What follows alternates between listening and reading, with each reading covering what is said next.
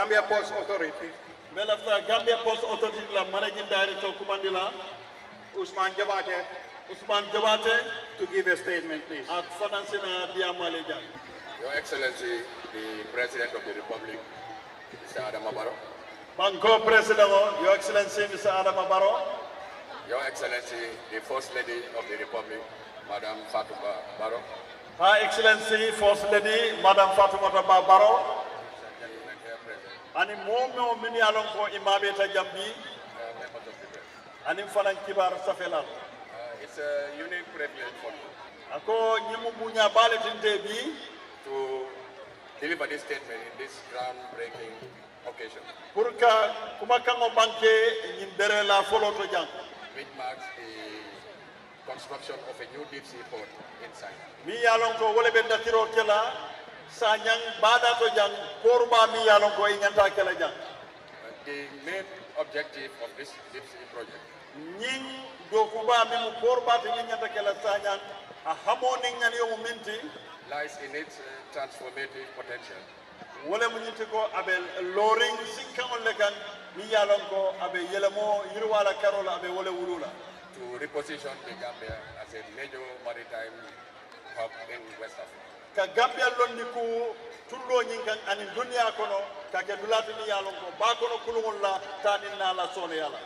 Your Excellency the President, Banko President Alpha Banyi distinguished ladies and gentlemen, ani mol minu be mabere jang the importance of developing modern seaport facilities ako kumaya mimbe ka boro deda mi yalon ko aseke yirwa kote lies in the importance of ports as catalysts for socio-economic development. wobe mutaring pordo ko bundalla ko kule mi yalon ko nyantole min nyanta kala molla hadama ya koto.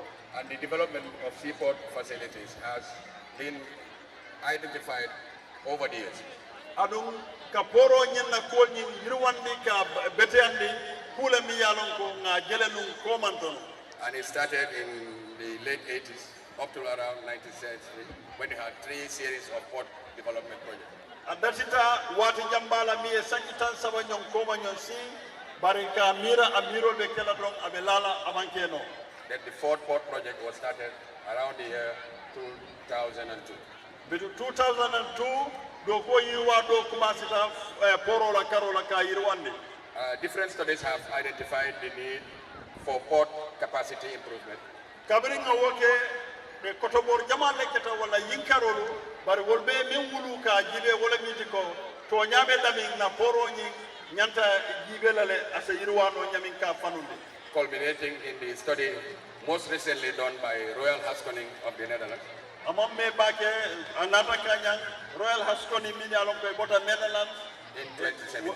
2017 wol nata ye kotoboro ka ko nyin karam bake. What gave rise to that study Wol ye min findini wo karam nyin kono is that the volume of business at the port in Banjul wala miti ko safaro wala kulwol minu ka sambe poro to min be Banjul had outgrown the facility to the extent that tonya anin joran minu bije anin kulwol hakol minu kana e banyotano ships were waiting longer at the anchorage. kadu ni kulwol na de nyanta kostela ke wala ka jika masanisol jini ika wati jambale ke bakono e banso mandino And this had a negative effect on business adu wo ay patandi bake na safaro to indole due to congestion, kadu poro nyini adoyana adeteta surcharges, anin fana ika minji kani joro la niata kulwol na te be lori and the increasing wear and tear on the equipment. anin fana ko kote on min be dendi tiñaru kote on la minu kake anin tarde ma So the study identified for immediate capacity improvement bitu Netherlands ko le o kisikisiro wala karon min nyinke wala miti ko ye min suute akono wala mu foye koro nyin ya sawni dikira kote ko. Otherwise, we stand in threat of losing business Ni wonten na poro be nyamin banjonu na safaro be tarla ka fole don to neighboring ports pour wol ibaje la nafañi dita banku kote on la ni minu be naneri and lately that has been the reality. ado mimu to nyaati labon wole ka ke. Now, when the Royal Haskoning report was submitted, Kabini wo Royal Haskoning la reporto ila kibaro ya fitini it also looked at relocating the port to the southern coastline of the country. inata jile fanandulami yalon ko asake lati kulumbalu ni jorawlu ani fana bagage no don se lono dami. But the business case was not very strong. But the business Model. bari dum business on na modelo jindum wo man fitinum baake. Now, when the report was submitted to cabinet, Cabinet ni o report of futandi president on ala minister like afumi ko cabinet in March 2022, March karo kono 2022 government gave its decision Masakunda nata wakili ka lodula kala that we launched the request for funding ko na fulo nyini ba dépasse la minna to work with the traditional development finance institutions pour nim bundalu mini alon ko wolle ka banko ma koy yirwato like the African Development Bank minu boko ADB African Development Bank that had financed the first three series of the port development projects. mini alon ko fanna folo nyinna ko boro wala kisko ya dépasse o dindinu And also to look at the PPP option. ani fana ka jibe kambe ko PPP amanke PPP patriote de wala mo public private partnership wala mo nyindi ko Masakunda ni minu be faye do gola ibe bulu don na nyola nyame yake Because it is realized that the landscape around the West and Central African region katu ya jele ko na baja denya wala minu be West and Central Africa region nyinto is all dotted with ports that are in private ownership. jama ado kuta nyame yake fero bundale tamandi And at some point, we needed to up our game in order to remain relevant. don fana nata jibe ko woto nte wol fana la fero jibe le ya tamandi nyame fana ngawoke Now, government was also assisted in this PPP option Masakunda fana minu nate makoy wo private public partnership la karola by the African Development Bank African Development Bank nate makoy through the Africa Legal Support Facility. ka tambini ning African Legal Support Facility la And a UK firm, Mayor Brown Institute, was recruited ani fana UK la bunda ni fana wol kafuta makoy ro kono to prepare a legal due diligence pour ye kayto safe abe tamala silo ni luwal minna pour ko ni se ke kuti mi bitala silo and the results of this due diligence adon ye wo ko min ke anyama kayto la beti mata recommended that wole ni miraro landi there are enough legal instruments ko tonya la bundal bi jele min luwala silo ti in the 1972 Ports Act, na 1972 luwa min ka poro tamandi the GPPA Act, ani fana GPPA la luwalu and the PPP operational policy and guidelines ani fana bunda min public private partnership ti min ka ke to support this PPP. pour asanyin bunda ni sembenti ya do ko la karola Following an international tender that was launched, kabiri nga ayitan di dunia kono momo min lafta ka do ko ni ka ke 9 international operators compagnie wala operator kono to min be dunia kono wolle safero ke and 1 local company ani fana banko kono jang wala banko ka jang company kele expressed interest to participate in the process. wolle ya yitan di non ko e lafta ka do ko ni Following the shortlist, kabiri ye yikaro ke 8 were retained ye saba jankandi karala and they were requested to submit detailed technical and financial proposals. wo sewni inata fo ko hani bi alla kaytol alla mirol abado kula nyami ka fo ko detail technical specification le wonati After the evaluation, kabring inata koto boro ke kote ke kami ko evaluation 3 preferred bidders were selected ye sabale tombong wo sayo kono and Al Barak happened to be one of them. adum albarak ni company ni kafuta wol kono Your Excellency, banko president when this evaluation report was submitted to kabring cabinet, ni report ni ya afintini ya di alfalla His Excellency the President advised that banko president fo nata ya maroke ko this model you've done is looking at Banjul, ñing ale modelo min ka lafta min kala a ñaatu in banjunela but in his own words, ate fa wala kuma kanto in 20 years time you'll come back to the same problem.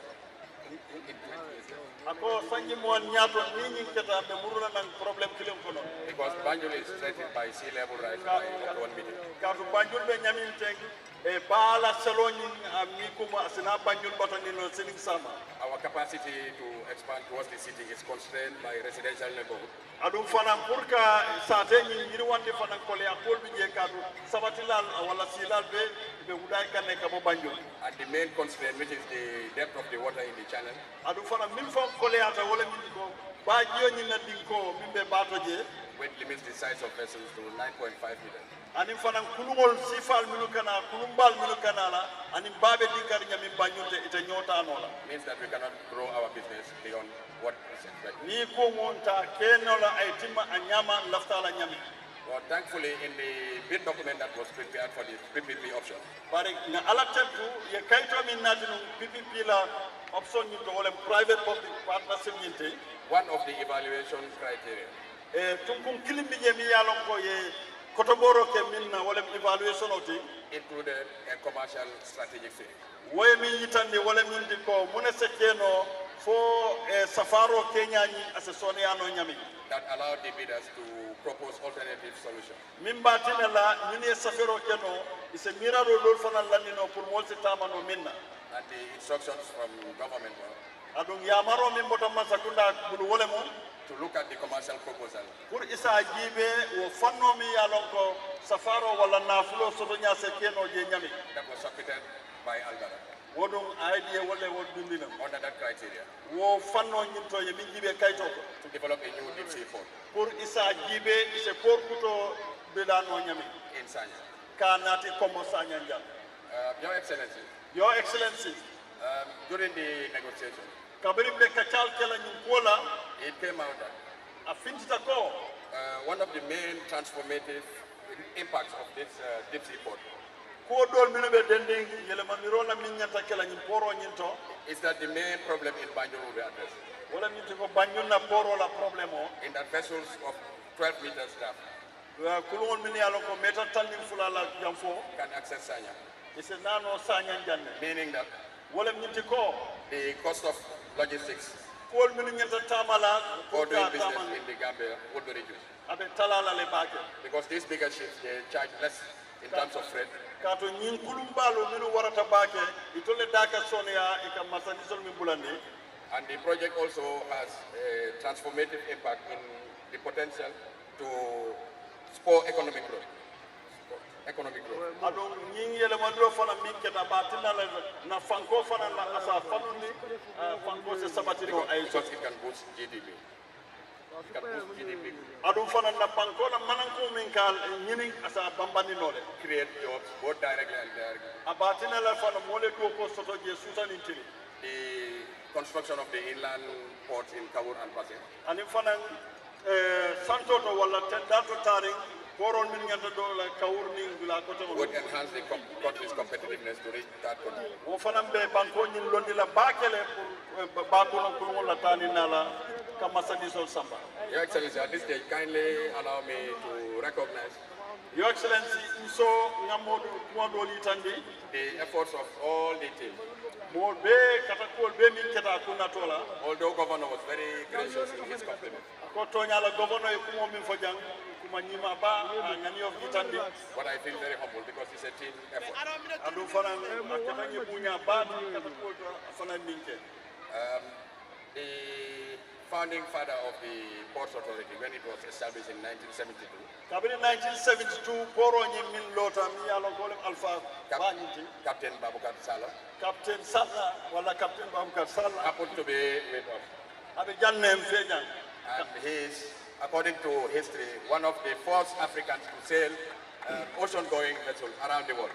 adon tariko to atele keta moti mi yalo ko captain folo mi kulumba don borini fankaso nyin ko He has an illustrious career in maritime sector tonya nyim ba kono do ko lu kulo wala karola ay londi bale sodoje and laid the foundation for the future development of the port. adon atele foundation folo ports authority la ko nyin We would also mention be do fanan to fola of blessed memory, late Pacha, anin pa cham ala ma kafan me makelay late Alaji Ali Mboj, anin len alaji ali mboj late Alaji IDK Jagana, ay ke jagana fanan min banta and the likes of Oliver and Rose, Allahu akbar Adamadin, ani ada all of them are here with us. jenne no Modla bin Deba, bodla min diba nyollu Abdoulaye Tambedu, Abdoulaye Tambedu Lamin Sanyang, Lamin Sanyang Ali Abdoulaye Gay, Ali Gay Yaya Gassama. Yaya Gassama It's because of all of their efforts bela katakol nyin that they contributed to bringing the port. bela katakol dol mom tara baluring bari kataku barake GPA poro la ko do fom min fudata bitino ko but especially to His Excellency the President bari bi le tumo min do jairo ni tedro be murta president for the wisdom in taking the decision that's up for a deep sleep. ay nyame woni miralo min soto kanyin lonkaw mi mutate To our Honorable Minister of Transport alena minister ba min honorable Ibrahim Silati and the whole ministry team anala ministry mumela for their continued guidance throughout the process. wati wati be lorin kan hakilmaya kan miro dina To the multi-stakeholder committee that worked with the transaction process, ani committee min yalon ko wolle lota kan miraro ke do ko la karola the Ministries of Finance, Ministry of Finance na Ministry of Trade, Ministry of Trade the Attorney General's Chamber, bunda mi mata luwani kitiola GAIPA,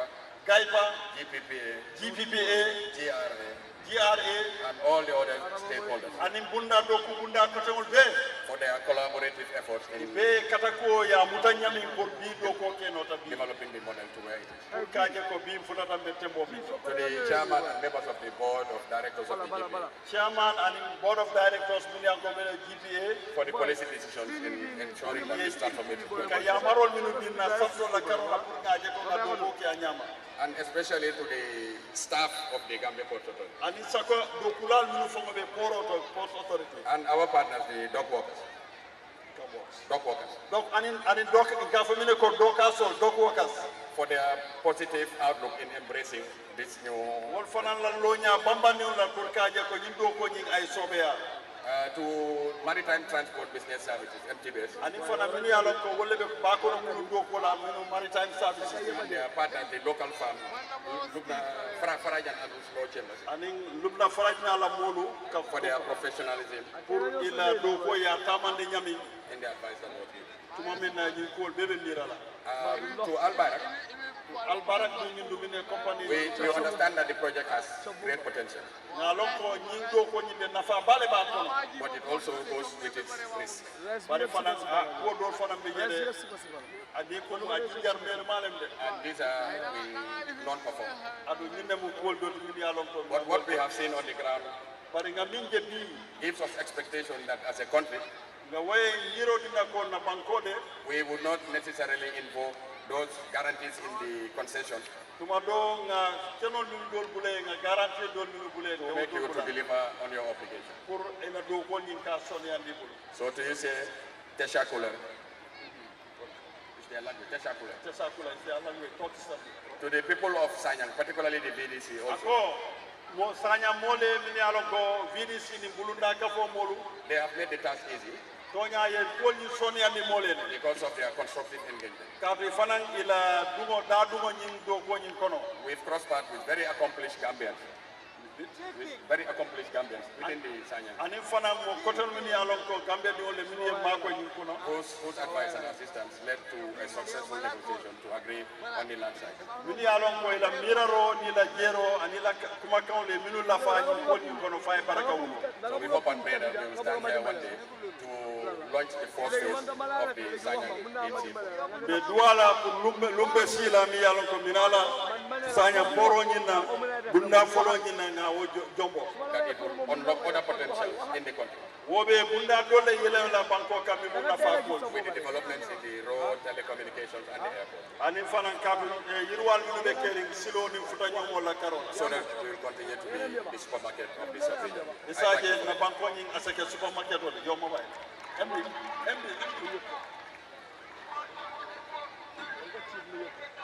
Thank you very much, MD. Can we have a round of applause, please? akali asobulo la ala ali emni Usman Jomate asobulo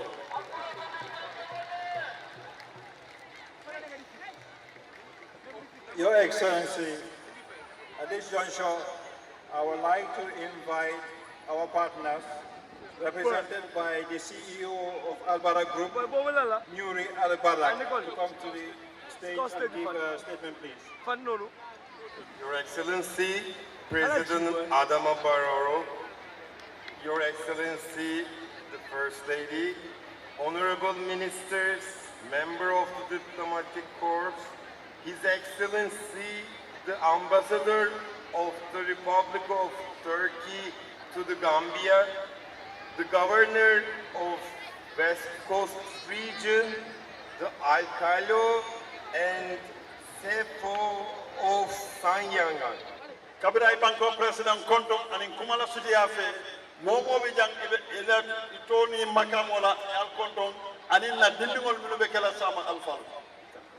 It's a great honor to stand before you today on behalf of Alport Banjul and Albayrak Group.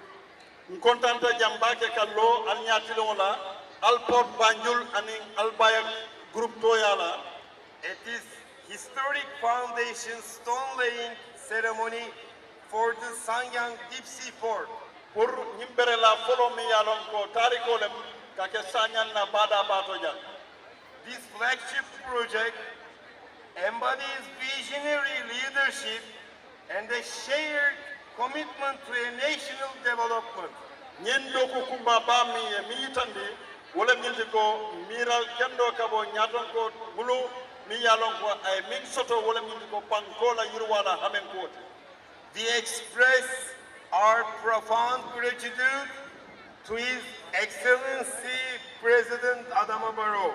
Na tetro anin jairo soto His Excellency na banko President Adama Barrow.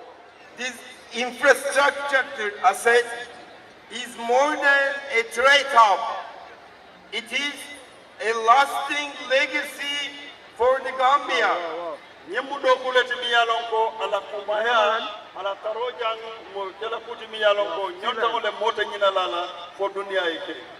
We also sincerely thank the whole committee members from the Ministry of Transport, Works and Infrastructure. Na tentro fanan jay baake committee la minialon ko ikafol bota Ministry of Transport, Works and Infrastructure under the leadership of Honorable Minister Ibrahim Asila. Honorable Ibrahim Asila la kuntiya koto, whose guidance and support have been essential to securing this concession.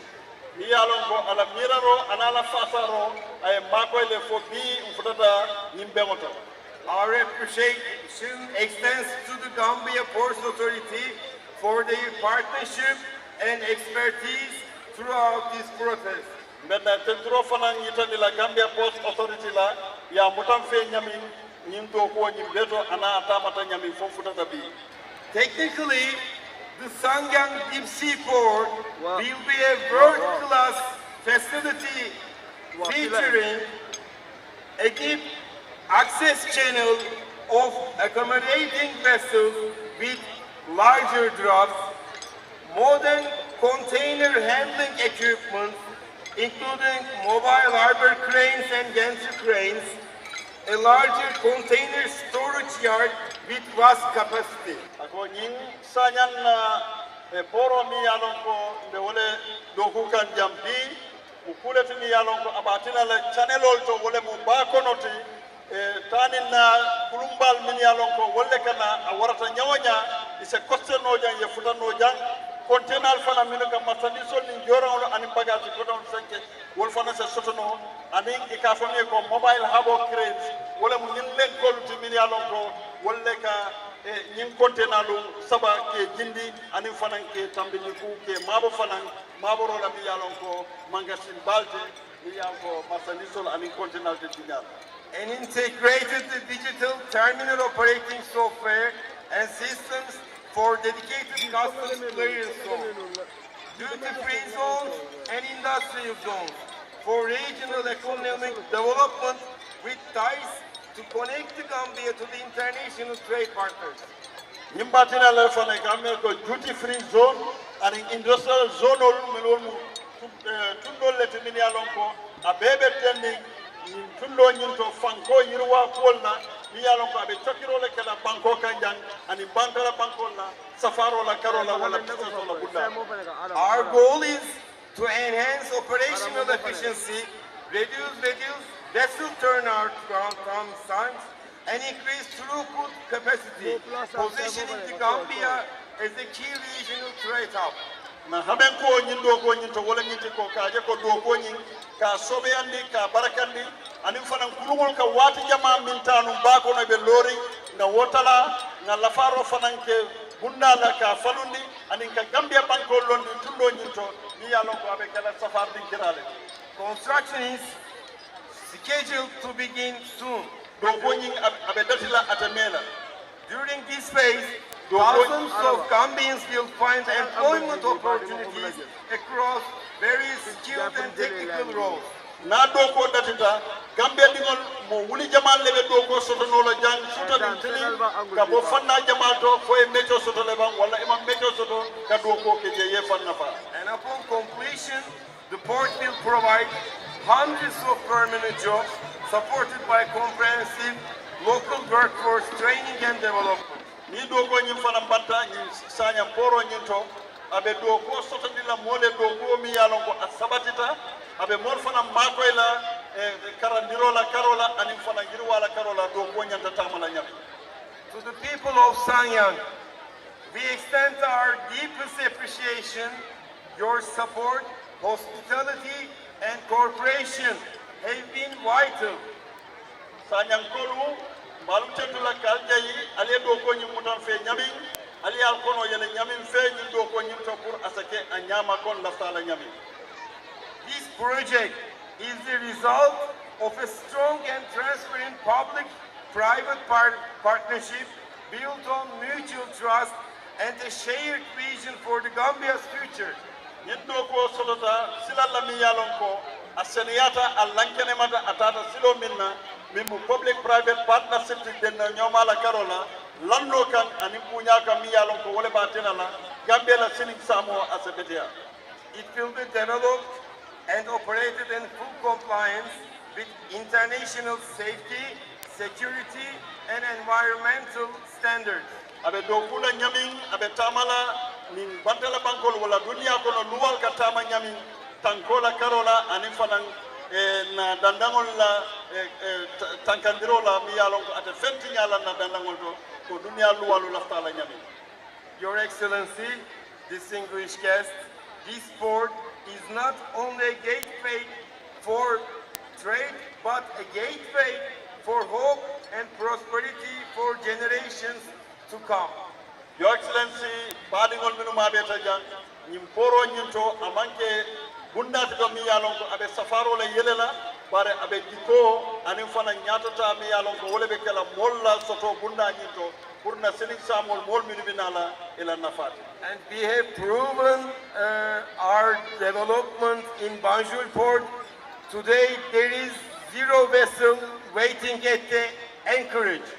So saying imbatina le fan to Banjul poro kandite nyamin anin fana kol dol be min yalon ko le ka ke tadre ma ni ko gada jan abe wobe bondira le ka sonia. With the support of all stakeholders working in our port Banjul port. Adu fana de maromi yalon ko wole sotata molbe bulu kaje ko poro nyinto Banjul ngake nyami. On behalf of our port Banjul, I would like to thank you for your warm welcome and continued collaboration. Albot Banjul toyala le mobe tetula kaljay Allah magorola anala mabiola jang ala baraka. Jerejef Abaraka. Jerejef Abaraka. Thank you very much. Thank you, sir. Thank you very much, Jim. Can we have a round of applause, please? Ala sopulola. Thank you very much for the people of Sanyang and Congo South for bearing with us. Congo Sanyang and Congo South wol minu bijang ala baraka baki Allah mabela kataram fe jambi belafla karamo bojang kumandila To come and give a brief speech aina kuma kalima dantam fojang to be followed by entertainment. ni obota je na nyaralu seng se wondi demande jalol DDC kol nyanta bunya fen dole dila certificate. Your Excellency, this one. The BDC would like to present two certificates Lafta certificate for the dila VDC to the Port Managing Director and the Ministry, Honorable Minister of Transport, Works and Infrastructure. Can I invite His Excellency to hand over the certificates? Can we have a round of applause, please?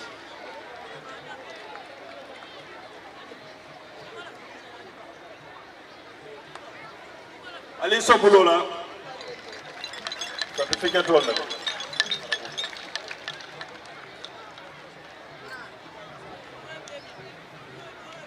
Okay, Karamo. Saboya. Thank you very much, Mr. Boya.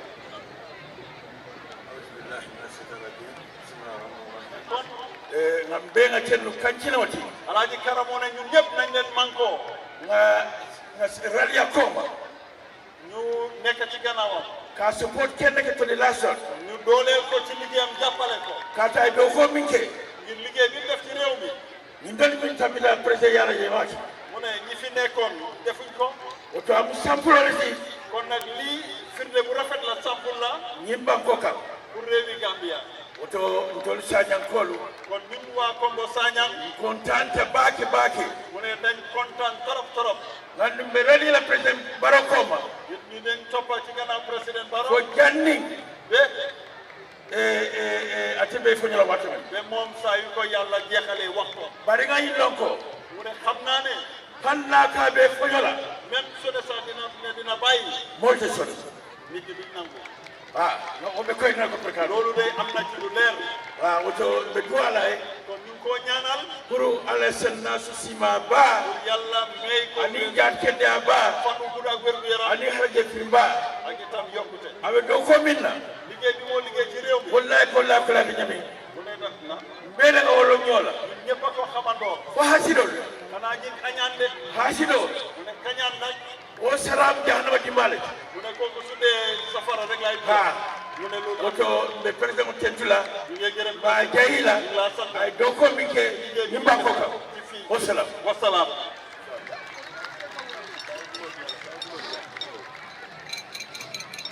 Abarka Bojan. Alaji Karamo Bojan. Can I please invite all the former and current MD of the Gambia Ports Authority to come and greet the President. In the meantime, we'll also have entertainment from the local groups, please. You nekkoon ay managing directors GPA.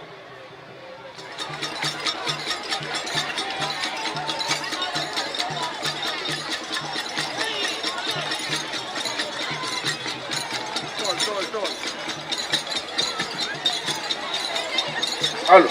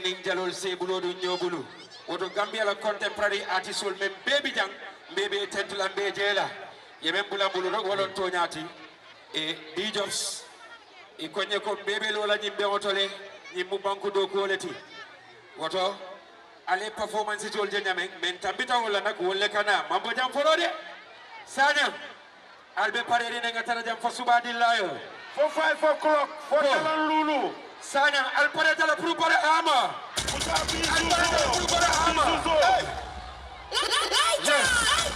the man with the melodious voice the master of God progress on that melodic hip yes life and direct in Sanyang Barahama Cham yes artiso men na uta kurol ka jalong yes are you ready now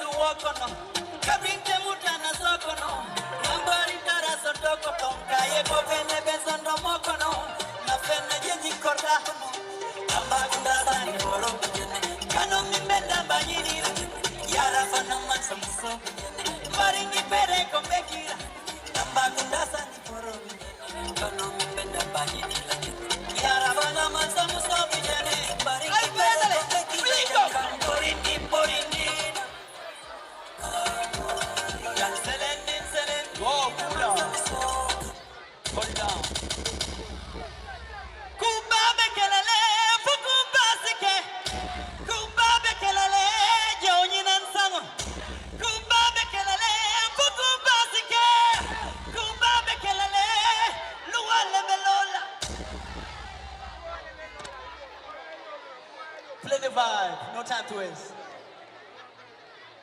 Play the vibe. yeah pull up hey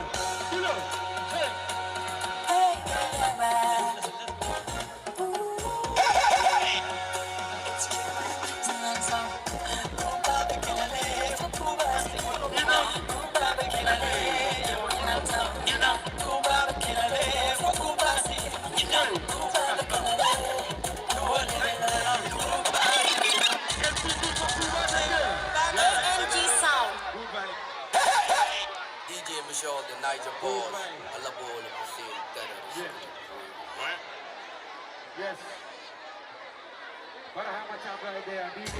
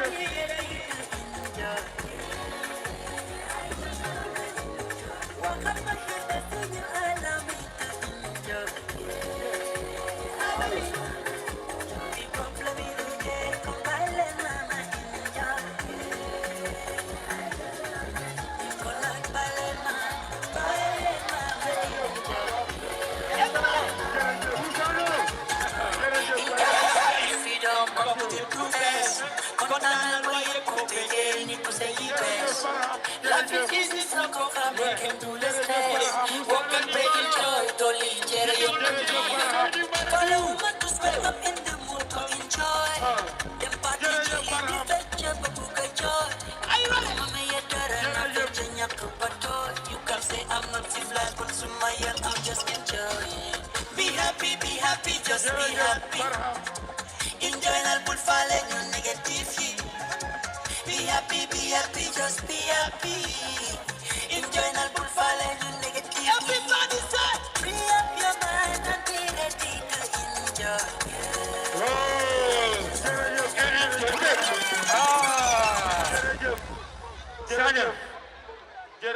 Sanyang.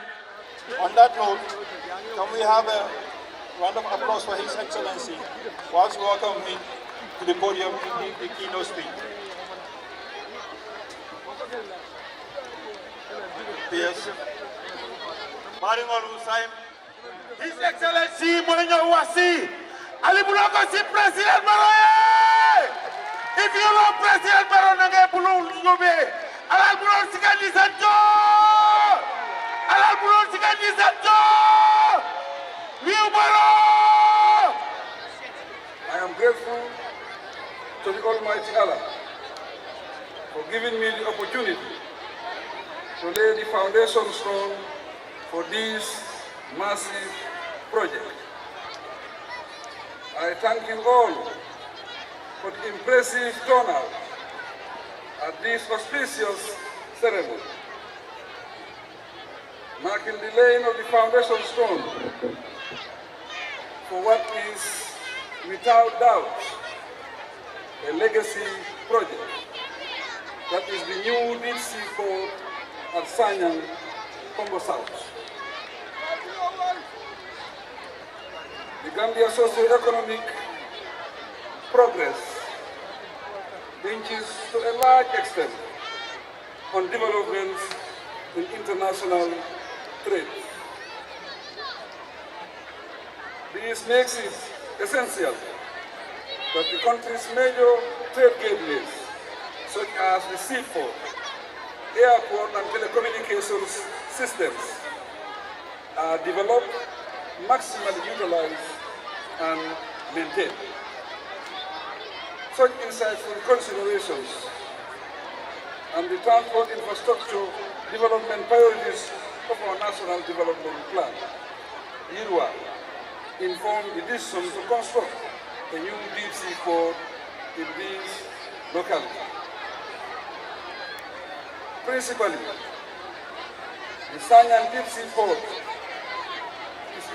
is intended to address the constraints associated with the long-serving ports in Banjul. It is also envisioned to continue to transforming the country into a center of excellence for such regional trade and distribution, as well as value added and the export activities. Distinguished ladies and gentlemen, the Gambia Port Authority GPA has been operating for the past years within its limited infrastructure. Compared to the ever-increasing volume of cargo being handled, numerous challenges it had to tackle were in relation to space constraints and congestion, both within the existing terminals and the access roads leading to the ports. The data sets available shows that the volume of cargo handled at the port of Banjul grew at an annual average of 7% from 2008 to 2015. With the 2017 change of government and the subsequent increased confidence in the Gambia, cargo volume soared by more than 18%. This growth rate has further compounded the capacity constraints at the port, as the facility can no longer cope with the increased volume. The situation has led to an increase in waiting time for seats, congestion, low productivity, and demurrage charges, all of which contributed to higher cost of business transactions and increased cost of essential goods in the local market. Thus, the need to expand the port facilities to take advantage of the growing volume of trade in the country is clearly evident. These developments prompted the commissioning of a new port master plan in 2018. It highlighted the need to invest in improving the port of Banjul and equally identifying an alternative location for a deeper seaport. The master plan went further to specify the various components requiring attention, hence making this project well thought through.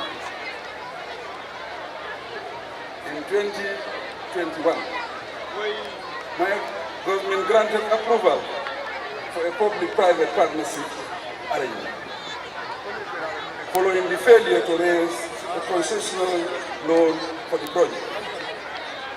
This is how our Barrow group of Tokyo was legally engaged. And out of 7 possible locations, Sanyang was identified as the best option.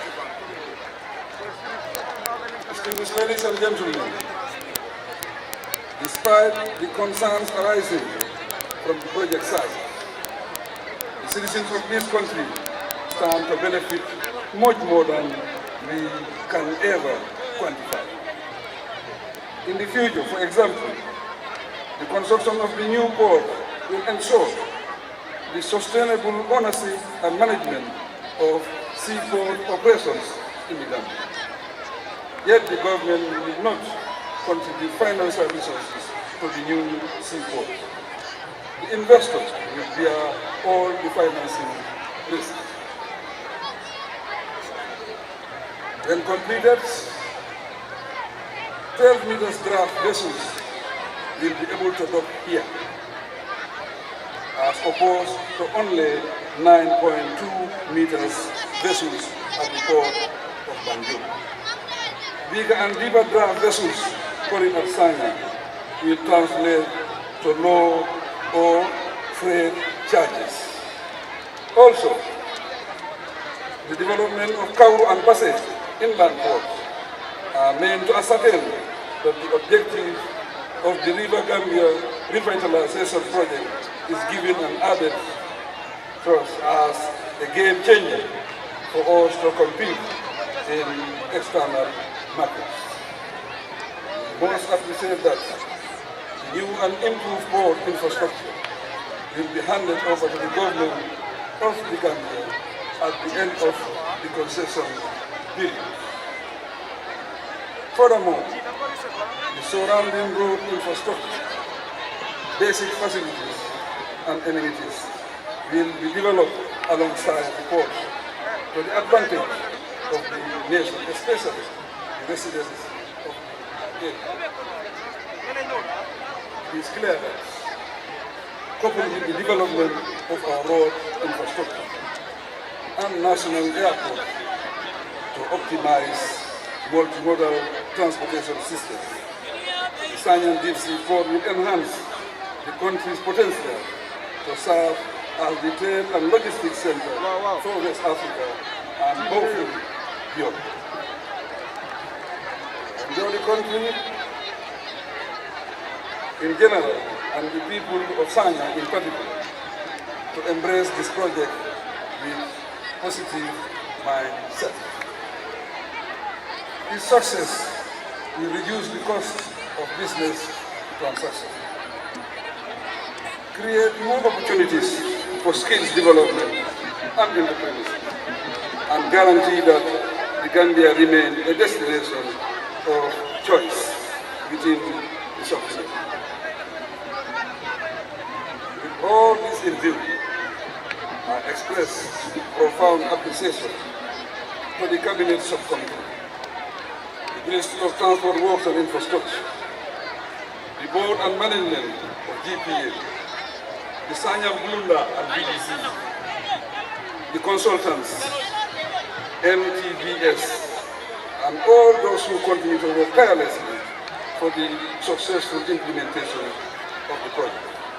Express upon the Barrow Group that the entire government and people of the Gambia expects the project to be fully implemented in accordance with all the obligations you have committed yourselves in the concession agreement.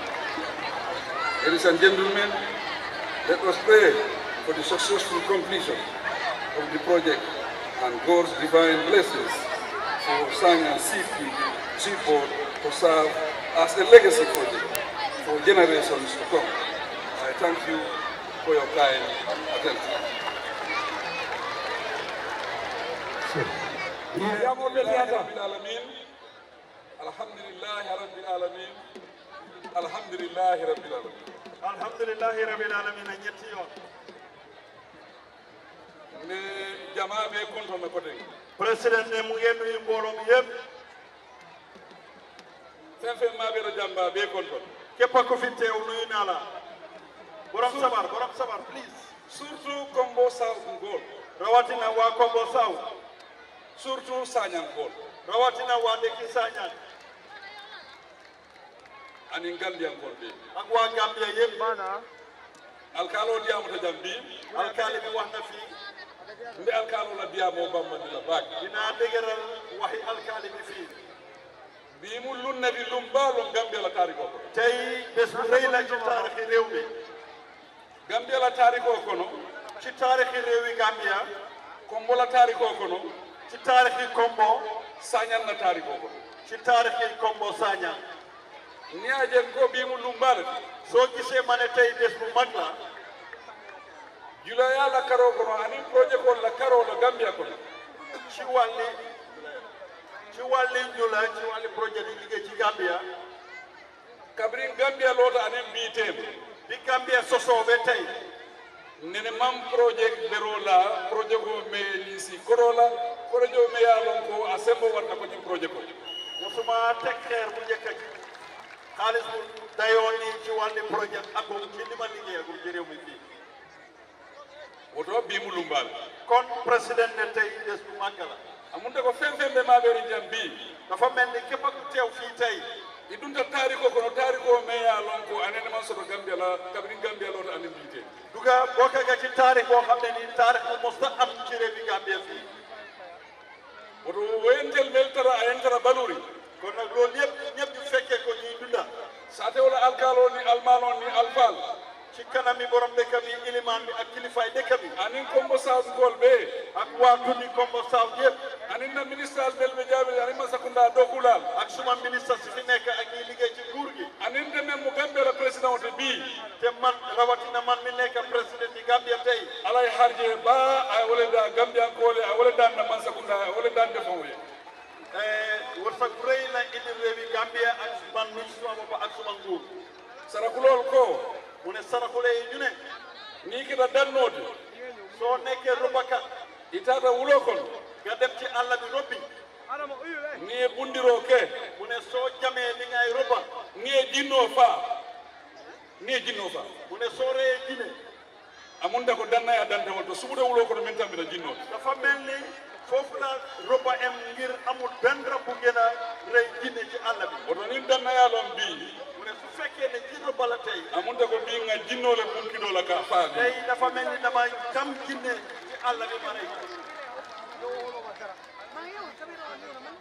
ndiamu tan non kabrim be yusef yalla lume Yusuf ci biir kama waxoon naa fa bañ koo ubbi ko Gambia kulle be kerang e be mu nene maaje kulle ma ne Gambia dafa am lu fee xew loo xam ne ni bu leen mosuñ koo am wala gis oto biimbe lungo men kono bii nene maaje lungo lom bii ci Sanyang kono kon tey itam loolu laaj baamtuwaat fii ci Sanyang lu mos a am moo am fii anun kombo kono fana te biir kombo itam nga yuset men lo kombo fana mu nene maaje wol liñ sampa Yusuf itam ci biir kombo la lu mos a am la nga loptano men lo farado fana mu nene maaje wol lopitaan bi ñoo sampa ci faarata boobu itam mos a am nga sola plan men ke jambo fana mu ñontangol ci kombo Jambur solar plant dafa nekk boobu itam mos fee am nga highway men doku ka bo airport do kata fa sidin kona o fana mu nene maaje wol Sidin Kona be airport bi Yundum highway bañ fa sampa boobu itam mos fee am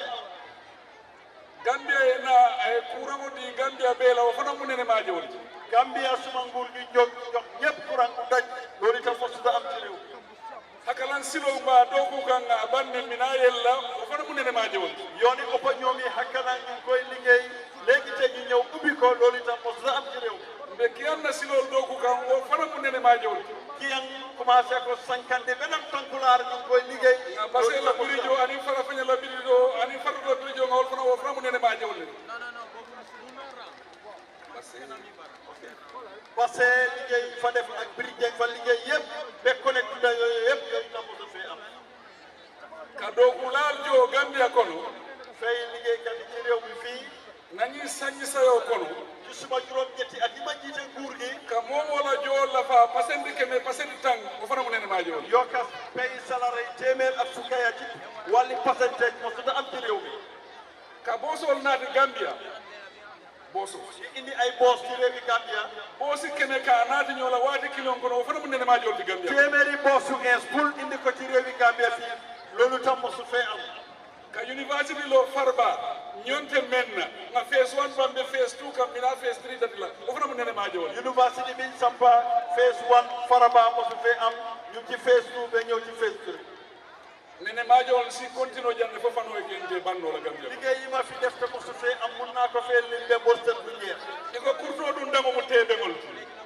ñu ne nag day tubéy day moom lu yaatuwaaye ma mu ngi am ci ndigal kurto naaɓe benne la ɓe benne tewole fe mu ne tubéy day sura jot rek ke ndigal lay jot wari tew wala ka kurto muda ndigal nag mooy téye tubéy nene maaje ɗo mum mi Gambia kono fana wolom ñinti ko beneen lu fi mos am itam ci réewi Gambia moo di kayroɓe sabatirin bankol men kan jàmm yi nga xam ne ne mu ngi ci ay réew Afrique kono delle naatake bankode mi alon ko kayra banko mi alon kon dellom naani ñawɗo umunene maaje wol di Gambia ci réewi Afrique yëpp fi nga xam ne ni jàmm moo fa gën a dal jàmm ngeen faa nekk ci réewi Afrique Gambia mooy ñeneenteeli réew mu am jàmm amandan wala de mu ne amul foofu ina tan defamo tombon ka fo ko ndelom Afrique be la kayra président o ñu ñëw tànn ma man président Barrow ne njiiti Afrique yëpp man maa ci gën a ëpp jàmm nekk ci jàmm ñaaje bi mbe loori jang tey su ngeen gisee ñu daje fii nga kayrole soto dañ fi am jàmm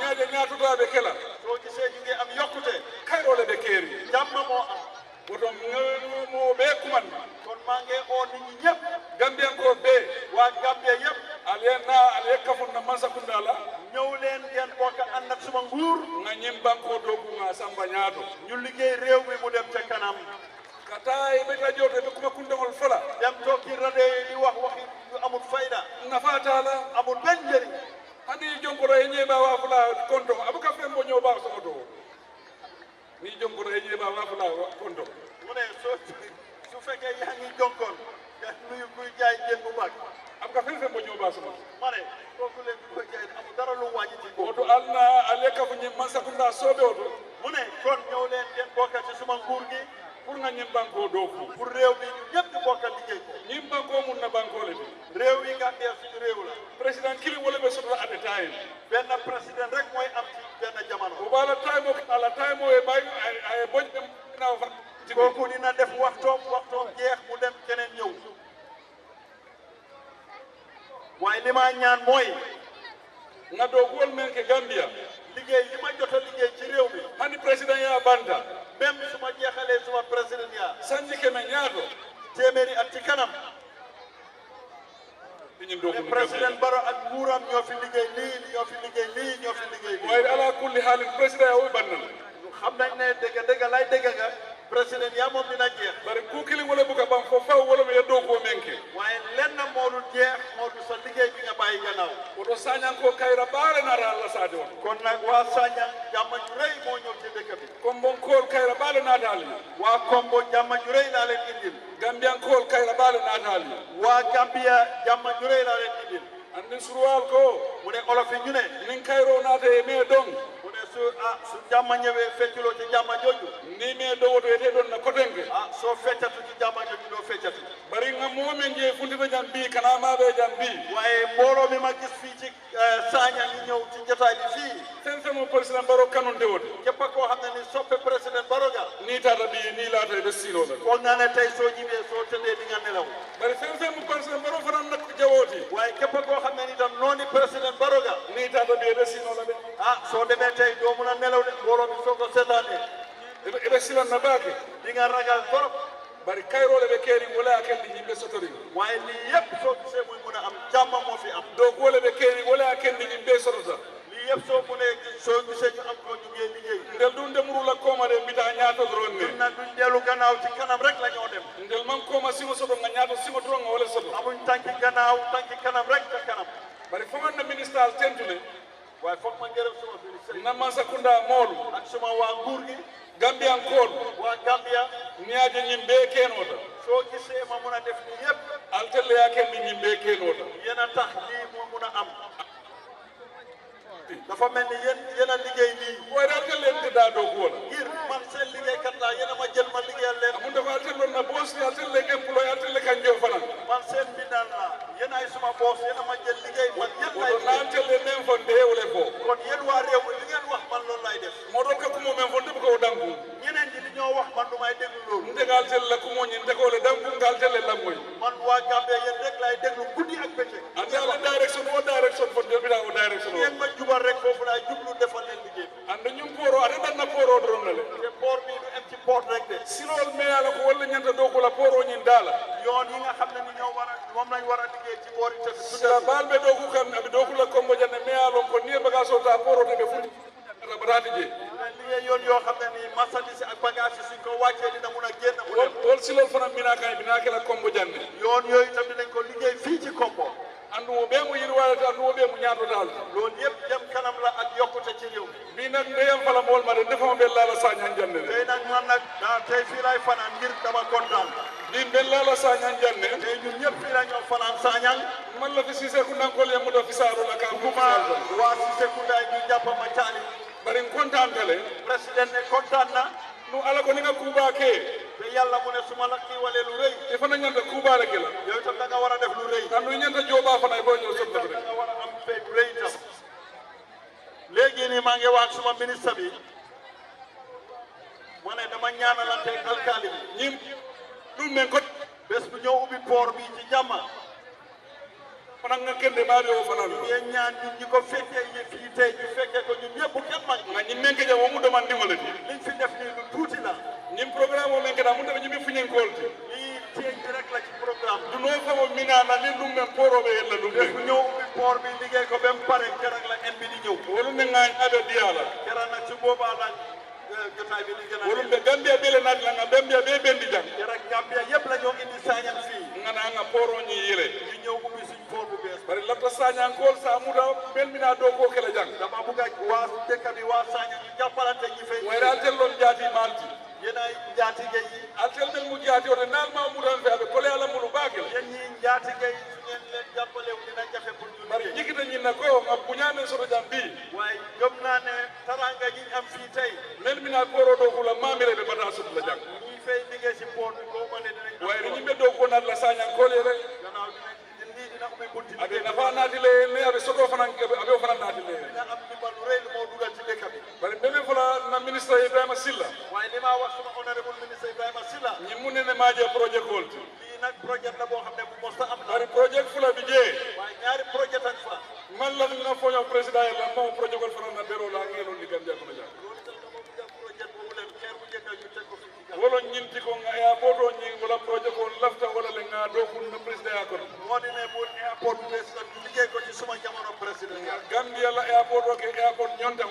airport bi ñu def ko airport boo xam ne ni bu amul morom la isaji asinna tourism ñi lafa asinna yokku doon fana lafa banko dina yokka suñ tourism suñ yokkute ak suñ am asinna julayani fa lafa asa samba ñaato wani jula gi yaale bi dem ak ñëw bi bépp ngeen ko yombal projet fula njango ñaareeli projet bi Banjul Bara Bridge Bridge Banjul Bara man la fi nga do ko bula boobu tam buguma wàcca man la fi ma président ya bula buguma bàyyi président ya ma projet ko fana ma bero la nga lo nga bang gambe ko jam projet boobu teguma xeer bi diggante Banjul Bara ak Bridge ko ndewo saso di la Ibrahima Silla ani na man sakunda be loolu ñaa ko sax ministre Ibrahima Silla ak nguur gi yëpp fen me yalon ko e mira kan hakkilo beela an idea beela président Barrow parata pour que la moy ni ambulo du ñola nga ñi projet ko flol fana ngawol fana timandi Gambia ko ko ci am xalaat gis-gis man président Barrow dina la déglu pour liggéey yooyu ñu mun koo def mo ni e tewo sidi nit ki soo takkaayoo i wakilta nga waakirlu ila de fanna nga gëm sa bopp ila ta alala nga gëm yàlla isula ta fewo fen ay ba so lépp loo soxla di ko am andu del la dam fanna le gëm suñ bopp la ta alala le te gëm nañ yàlla andu wakil le fana te waakirlu nañ andi parata pour ka dogo ke pour ñimbal ko pare nañ pour liggéey réewi Gambia ñim poro mu ne port bi ci Sanyang sanji woro wula juróom ñaari at fo sanji say te juróom ñetti at ñim poro la kay dol ben natabulo ka kay dem ñu ngi suma table nga ko tamale nga tama dañ ko dox be sonn bari mam foño mam bata waaye doxiwuñ sonnuñ nga fero jamal landi pexe yu bari lañ tëral bari ala ko waaye yàlla mu ne mbe compagnie ba do na dali dag naa leen fi indil compagnie bu mag même albara compagnie di mooy Albara compagnie altel lafta men ani tel lafta men ay ke kilinti ala sal kaf ñola lañu poro do ko yéen li ngeen bugg a ñoom liñ bugg a yàlla dina leen boole ngeen àndal te liggéey ko bari mo jamal kanale bu bari dañ daan ñëw isa Banjul poro tel do do ko no la ñu ne boori Banjul bi rek la ñëw mën a pour liggéey ka sañan do ko mam profito so de tel liggéey Sanyang bi amul fa profit Gambia la nafulo men bi janga man siya baati Gambia alal bi fi nekk bari wut ni yewo do ko nte jono la ko do la suñ liggéeyee bu ñu toll noonu ngeen ko mën a bal fay albara ko nata waaye waa Albara ñëw wole alamuta ñooñu gëm yàlla ilata Gambia la gëm Gambia ilata na man sakunda la suma nguur gi ilata president Barrow la gëm président ki Barrow koy tel wakil re bina ñim poro wàcc la la ñu ne ñëw ànd ak ñu liggéey ko won albara ko be tentu la baki Albara compagnie ba ñu leen di gërëm santal fanam be tar la Gambia la tariko ko no ñoom itam dinañ bokk ci taarixi réew mi woto mo kulumbal buka fudan Gambia bu njëkk a saxaar yu mag ñu daan ñëw Gambia ñim poro banda kulumo warta ñaawo ñaasina Gambia waaye su port bi bare Sanyang lu kaar rëy rëy ci àddina si dina fi mun a ko Gambia la bagage on mel ka jom ji Maroc suñ bagage yi daan wàcca Maroc Gambia la bagage on mel ka ji Las Palmas wala yi daan wàcca Las Palmas la bagage on mel ka ji Sénégal bagage yi daan wàcca Dakar la Sénégal bagage on mel ka ji Côte d'Ivoire ak yi daan wàcca Côte d'Ivoire a be mina ay ji Gambia ko léegi yëpp Gambia fii laa bu muy wàcca Sanyang fii amunde ko sahi bata min bebe Gambia kan num bagage wala natiro la karola ji poro ma a be la borodi ji poro le ba be jaara dafa meloon ne jafe-jafe yi daan am ci wàllu gaal yi indi marchandise ak ay bagage yëpp liggéey port bi mooy génnee problème oto ñim poro manke caakan koodi kon nag port liggéey bii duñu liggéey caaxaan oto alinga ñim mutam bulu fulola nañ leen ko jàpp fukki loxo Gambian ko alinga ke bakilin fakilin tin ñun waa Gambie di nekk bokk ndey bokk baay albam mol koma ñu bootu ci gannaaw albankun na man sakunda koma ñu bootu ci suma gannaaw nguur gi nga ñim banko doku ñu liggéey suñu réew yi Gambia ni kada ñaaton koodi soo nekkee njiit mo le jikole soto nit ñi dañ am kóolute ci yow mo le lan na la soto nit ñi dañ la óolu bari damanta keno waaye yow kenn rek doo ko mën a liggéey o mo kilowol mel o jikoni o lan na soto kon benn yi am ngëm ci yow won mo be ñanta lola le ñoo ñëpp dañ war a taxaw ye bamba ye koma ñu taxaw dëgër sa gannaaw ye makoy dimbale la Gambia ñanta frala dami alsafu tan ci liggéey réewi Gambia war a egga ñu eggali ko ne nga fole be campagne la wato mi waxoon naa ko ci dima campagne ko ñi momel be diamu ka jam wala ñi fi wax fii yëpp ide hani mo kilin konti bola president Barrow droy bola konti bola kenn ñi fay balbali ñoo jël contrôle mooy président Barrow woto be ñim fala le ko denke kon maa ngi leen a waxaat lii konti bo mu 2026 le atum 2026 ci la ñoo jëlaat bari nimbe control bola 2026 2026 la ñoo jël contrôle wallahi konto ñi abe Sénégal le lew mu nekk 2026 compte bi ñoo jël dina set nañ man la ale jamfandi ale subiyanti taxaw ci loolu bareta na ni control si da wada be control be model fay Sénégal takaayu naa taxaw jot na be su jël compte bi jëlee bu set wet et ça je si continuer ko denke su defee ma continuer ak yéen yan nen 2031 fiɓe atum 2031 abatalla ngañen poro bang dina fekk port bi pare na airport o bang airport bi pare na Banjul bara ngaw fanan dogu nga bang Banjul Bara brique bi ñu liggéey ko tara Gambia ko fe bara ay courant soto ko fe courant moom Gambie waxatuñ ko lefta wala projet loolu mooy suma projet lafta al yamu tam fe dama bëgg a ngeen jàppa ci ni aje diamo siata teng su ngeen gisee wax ju bari nii diamo ñi jamfata wax ci gudda nde sewori bagale man tey dama bég torop iko ni sewota ñawoña ñu ne loo kontaan kontaan ibuka ko moli e sidi waaye nag doy wane kaay leen eew ma wayri ni e sidi waaye fi la eewee be firin na wato me buko wolo ah kañ la biñ laa tekki doo ko yëg bari wallahi projet ko waaye projet bii ay ngisol sa bake kontaan naa ci torop torop torop ndefa ngarna kurtu simu firin ñintole man mi sax ngan dewo sidi ma takkaayu ka meso ko ma gis ne ñin do ko ay timma ñaam liggéey bi mu egg na mu waree andu albarak ngol te waa albarak ba fole ko maa ngi leen a wax ne nin do ko darida liggéey bi su commencé salo président on defo le be do ko supervise ngeen xam ne man président Barrow maa ñëw di supervise liggéey wolu minal jubel do ko be saa taga yu ñaam nekk dinaa ñëw di toppal liggéey bi di ko seet wari do ko lo meya lon ko famola do ko lo ñim ngir liggéey la boo xam ne bi suma liggéey la andu laftal ka ko gambia ko jugo e la dama bëgg a itam waa Gambia ko gambia ñanta futa dami ay futa jeetu Gambia fa mu war a egg ma yóbbu ko foofu oto nga molbe tentu gërëm naa ñëpp ngan na jalol tentu suñ jëwel yi sant leen ngan na journalistol tentu journaliste yi gërëm leen ani fen ma be ta jang ak képp ku fi teew ngan na man sakunda tentu gërëm naa suma nguur sefol mi alkalol mi chef gouverneur alkaali gouverneur yi albarak ngol waa albarak na patnal suñ partenaires yi port autorité la management on GPA management fen kato ke ñim ko kon képp ku taxaw ci mbir mi nga be tentu président ne gërëm na ñëpp sant ñëpp momo tu gambia kono képp ku nekk ci Gambia inchallah ka fa ko nge tentu ñi do ko xamal ne ñu ngi laa gërëm ci liggéey bi andum bal promise la fanan te maa ngi leen a dig ne be murula la jan saña inchallah inshallah su neexee yàlla dinañ si dellu si waat ngana poro yele jan ko te ñëw ubbi koor bi fii assalamu aleykum wa rahmatullah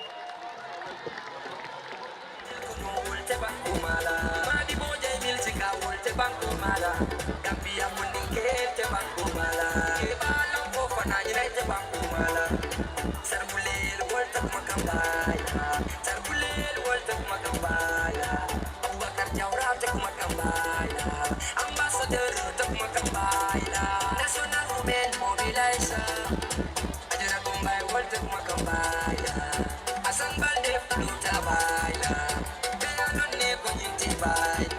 Tusano tero te banku mala, mala nil te banku mala. Adam Barrow man sakendo te banku mala. También por sacar la paleta. Yo